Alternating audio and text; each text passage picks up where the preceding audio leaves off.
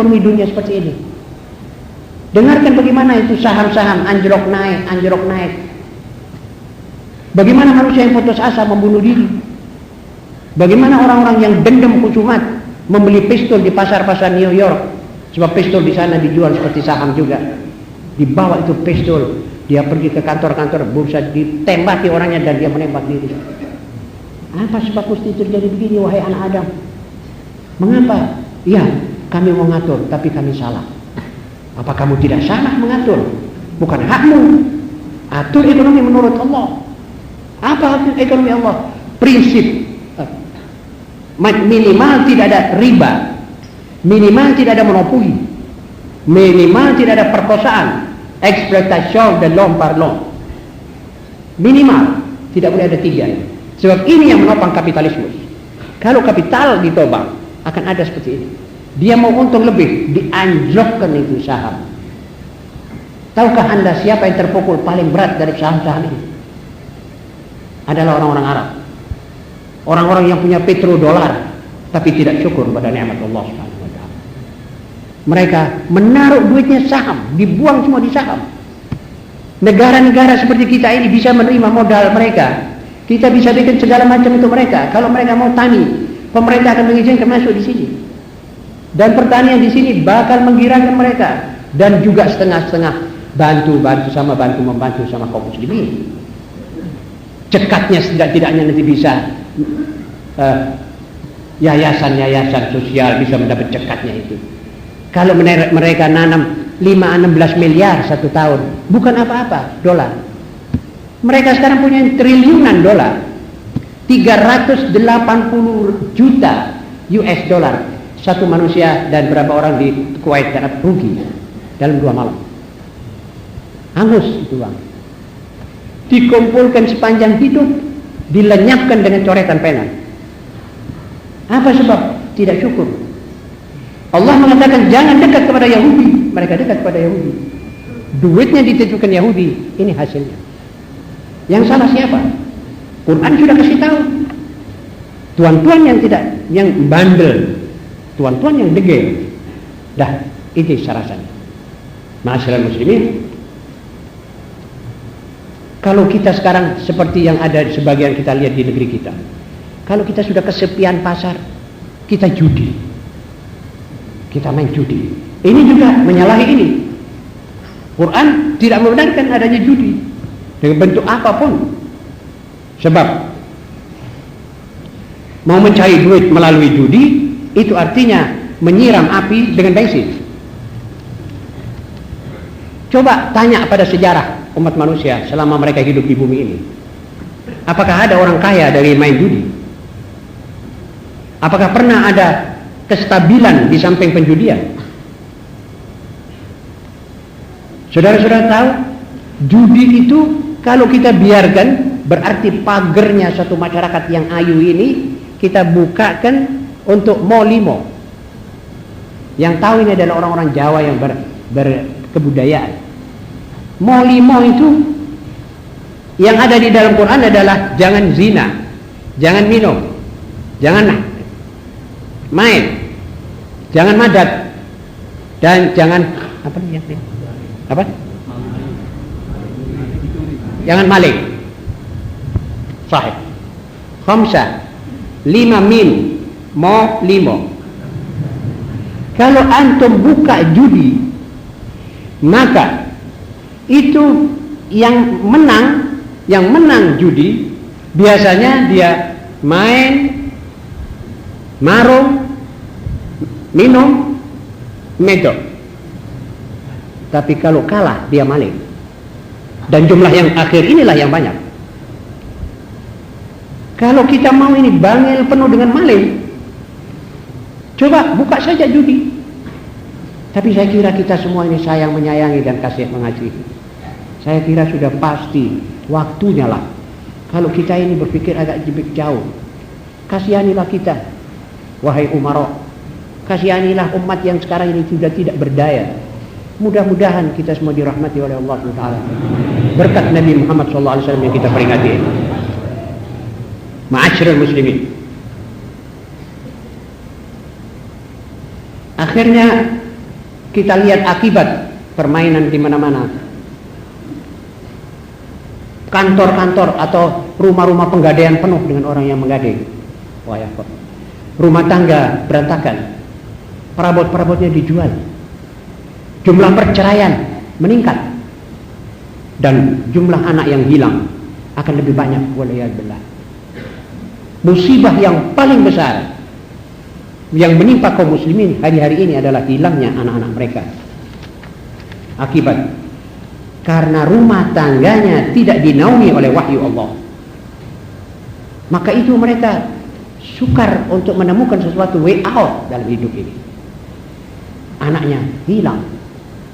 Bukan hilang tubuhnya. Kalau hilang tubuhnya mudah kita carikan, cari mana kuburnya. Tapi yang hilang adalah imannya. Yang hilang adalah akhlaknya. Yang hilang adalah kepribadiannya. Yang hilang adalah malunya. Yang hilang adalah kestabilan akalnya. Dan musibah yang berat ini terkena kepada kita umat Islam. Kalau kita lengah, kalau kita tidak hati-hati. Jika tidak segera kita prihatinkan dan lalu kita tanggulangi, maka kita bisa mungkin tidak akan punya generasi penerus yang utuh. Na'udzubillah min dzalik.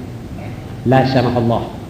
Bisa-bisa kita tidak mempunyai lagi generasi yang utuh. yakni yang saya maksudkan apa? Yakni otaknya berisi ilmu pengetahuan, dadanya berisi iman dan tauhid, fisiknya kuat dan bisa bekerja. Itu manusia Indonesia yang kita harapkan. Penuh dengan ilmu, penuh fisiknya kuat. Kalau nanti kalau besok insya Allah dia menjadi ayah, dia merupakan ayah teladan, penuh kecintaan dan tanggung jawab kepada keluarga. Kalau ia menjadi ibu, dia menjadi ibu teladan, tahu kewajiban rumah tangga, khususnya pemeliharaan anak. Ma'asyiral muslimin, di antara kita yang mau menggunakan akal bebas kita, juga banyak yang masih kepingin Quran ini dikoreksi lagi. Ini tidak cocok, itu tidak cocok. Saya kepingin sekali tidak mendengar hal-hal seperti itu. Penghabisan yang saya dengar adalah ada koreksi tentang hukum waris, yaitu perempuan harus disamakan bagiannya dengan laki-laki. Sedangkan Quran sudah mengatakan lidzakari mithlu hadzil unthayain. Yang menentukan ini adalah Allah. Dan sudah tahu apa? Segala segi persoalan ini sudah ditinjau oleh Allah, sebab dia yang menciptakan manusia, menciptakan sejarahnya, menciptakan segala perilakunya. Wallahu khalaqakum wa ma ta'malun. Allah menciptakan kamu dan segala serba-serbi yang kamu kerjakan. Ma'asyiral muslimin, koreksi itu dengan logika yang tepat sekali, tapi belum tentu benar. Dia bilang bahwa di sini wanita itu bekerja, bukan seperti di Timur Tengah. Di zaman dulu wanita cuma menerima belanja. Kalau kita mau meninjau permasalahan ini, kita tidak boleh berhenti di situ. Saya kira lebih afdal kita meninjau segi-segi yang lain. Pertama, apakah bekerjanya perempuan itu sudah dapat dipertanggungjawabkan, sudah cocok, sudah benar? Adakah dapat dipertanggungjawabkan rumah tangganya jika ia meninggalkan rumah tangga dan meninggalkan rumah tangga kepada para pembantu? Apakah gajinya akan disamakan dengan seorang laki-laki?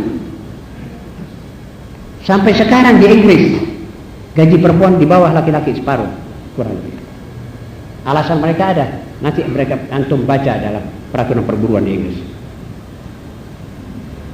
Keempat, apakah kehormatan wanita itu dapat terjamin dan terjaga? Ma'asyiral muslimin,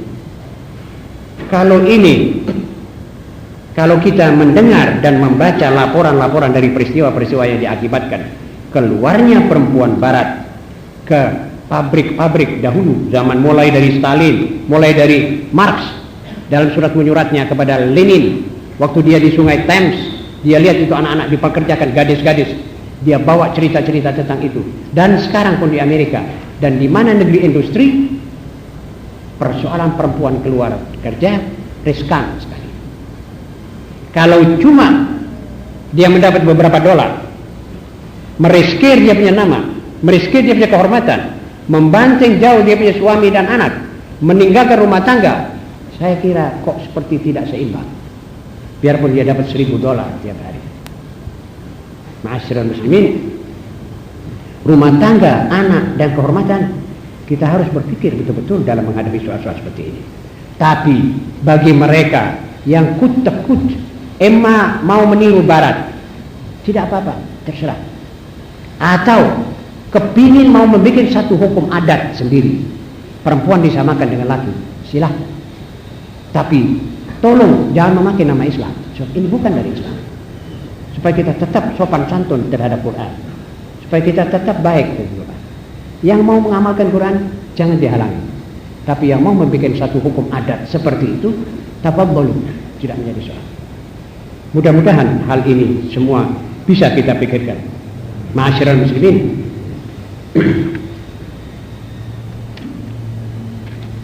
inilah sekedar satu evaluasi di mana umat manusia akan mencoba hidup dengan akalnya sendiri, dan evaluasi juga tentang kita umat Muhammad SAW.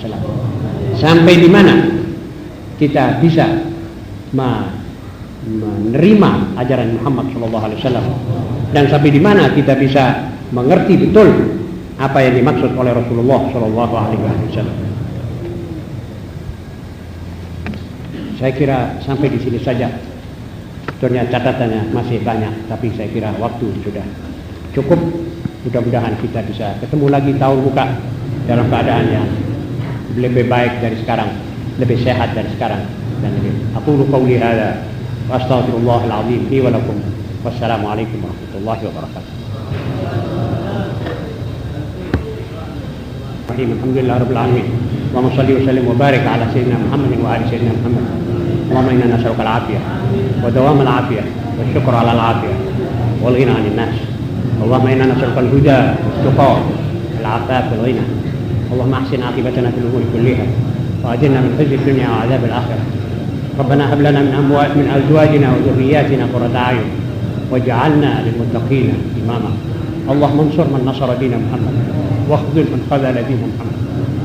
اللهم وحد جمعنا، وحد علماء الإسلام المسلمين، اجمعهم على الخير وعلى الهدى، اجمعهم على الخير حتى يتفقوا ويكونوا جبهة قوية في سبيل إرساء قواعد شرعك هنا في بلادنا يا رب العالمين يا أرحم الراحمين. واختم لنا بالحسنى، وصلى الله على سيدنا محمد وآله الطيبين الطاهرين ورحمة الله وبركاته.